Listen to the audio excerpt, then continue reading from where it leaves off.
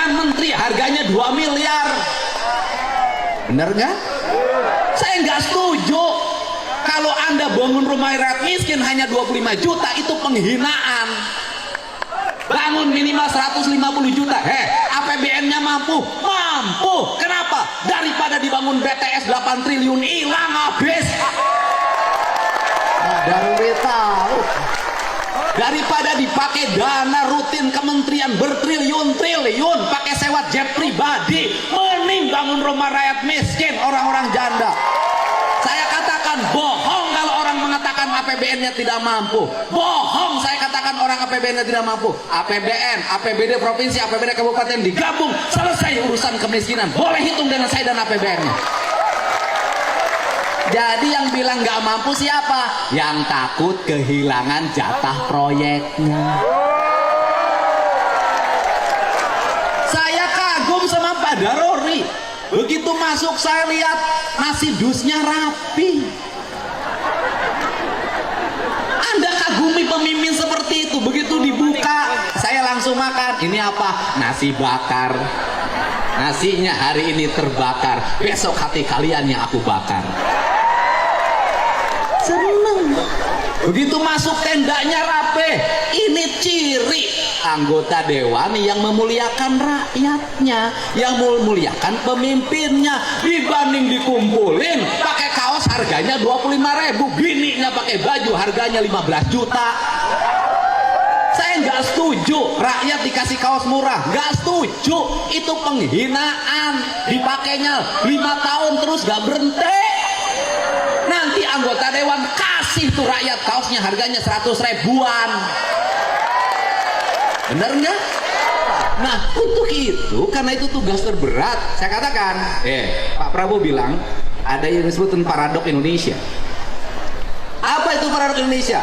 Emas kita penghasilannya tinggi, bauksit tinggi, nikel tinggi.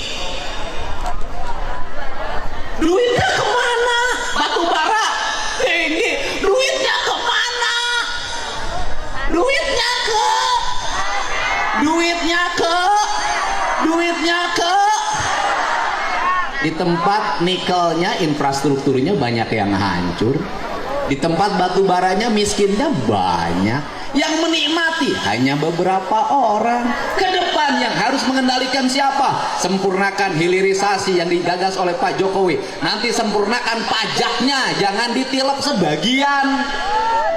Setelah jadi uang pajak, duitnya didistribusikan, nanti dibagi. Desa berapa, kabupaten berapa, provinsi berapa, pusat berapa. Jangan dibikin tergantung semuanya sama pusat. Capek. Mending kalau punya anggota DPR-nya baik kayak Pak Duri. Kalau enggak, ngemis sama pusat. Negara bukan punya pusat, negara adalah desa yang terhampar di seluruh Indonesia. Itulah pemilik saham terbesar negara. Betul nggak? Betul nggak? Nanti diatur. Saya sudah hitung itu. Saya dengan Pak Prabowo pernah ngitung. Pak Didi, kata Pak Didi nyelesain kemiskinan pertanian gimana? Gampang Pak. Bagaimana? 1, pupuk jangan dibikin susah-susah.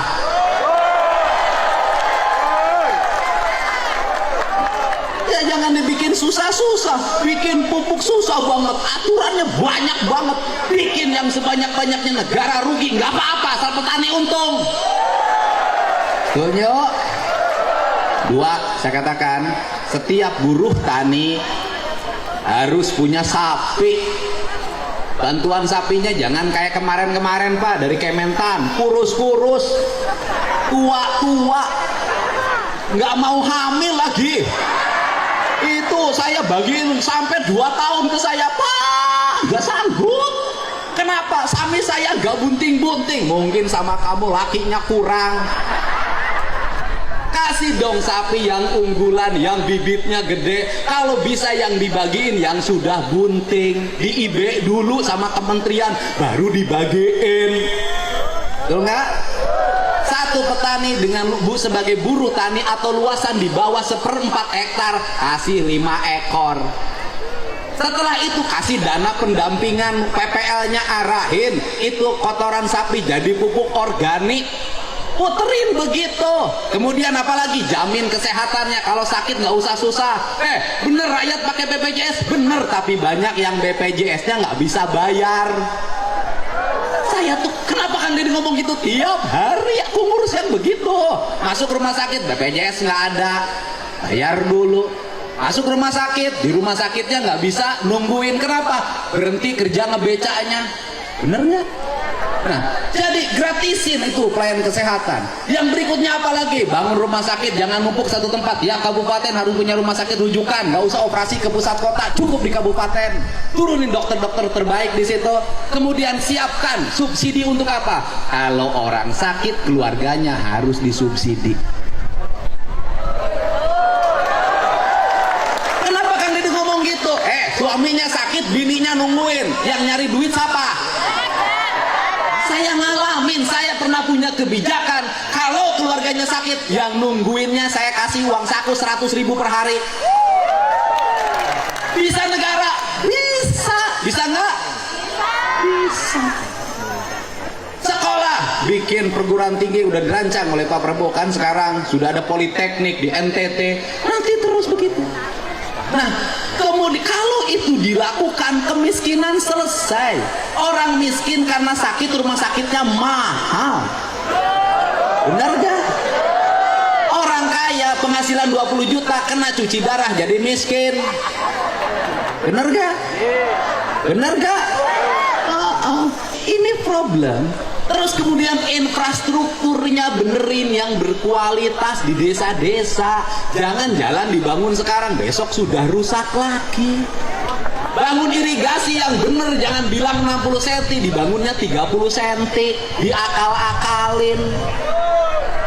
Ini benerin semua. Terus yang berikutnya, negara tegas, termasuk